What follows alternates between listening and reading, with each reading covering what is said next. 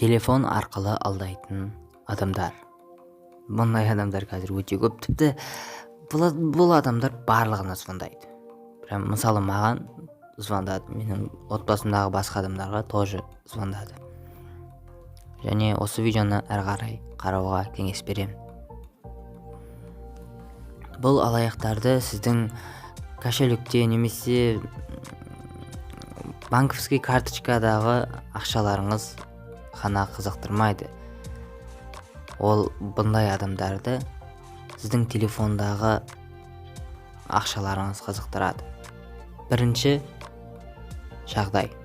Жаңағы мошенник сізге звондайды да, мысалы сіз активпен қолдансаңыз, онда ол актив оператор болып өзін таныстырады. Билайнды қолдансаңыз, онда билайн операторы болып таныстырады.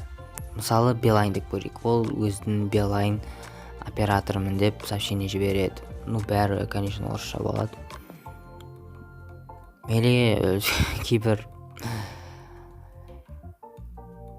ерінбейтін адамдар қазақша да жібереді. Ол сіздерге жазады: сіздің тарифіңіз өзгерді. Ол енді қымбатырақ. Бұрынғы арзан тарифті қайтадан орнына келтіру үшін немесе ақшаңызды қайтарып алу үшін сізге жіберілген SMS-тегі кодты жіберіңіз дейді.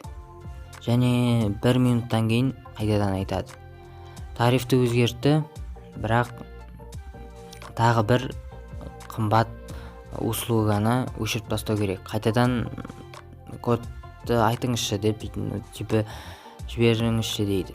Егер сіз жіберсеңіз, онда не болғанын айтайын. Шын мәнінде алаяқ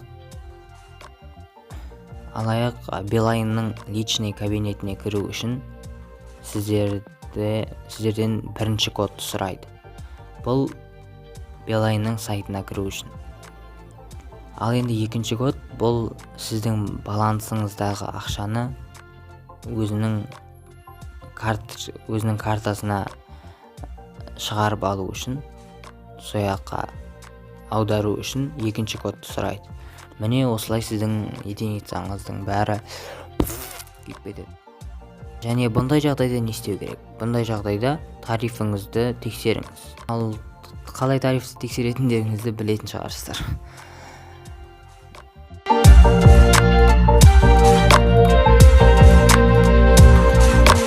Және енді екінші жағдай, бұл мошенник сіздерге звондамайды. Мошенник сіздерге сообщение жібереді.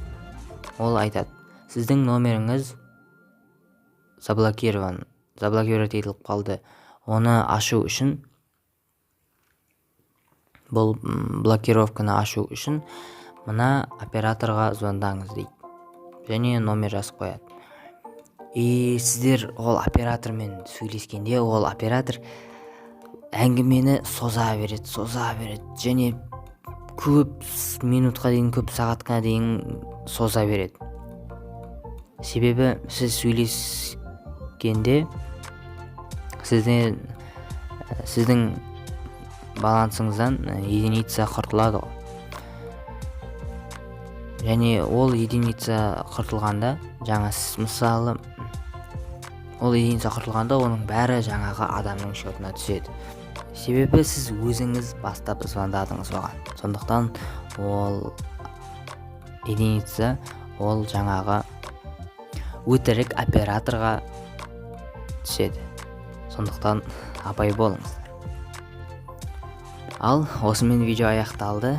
Бұл алданып қалма рубрикасы болды. Видеоға лайк басып, комментарий жазуды ұмытпаңыздар. Давай, мен уже лайк бас, мен кетіп баратырмын, уже уақытым жоқ.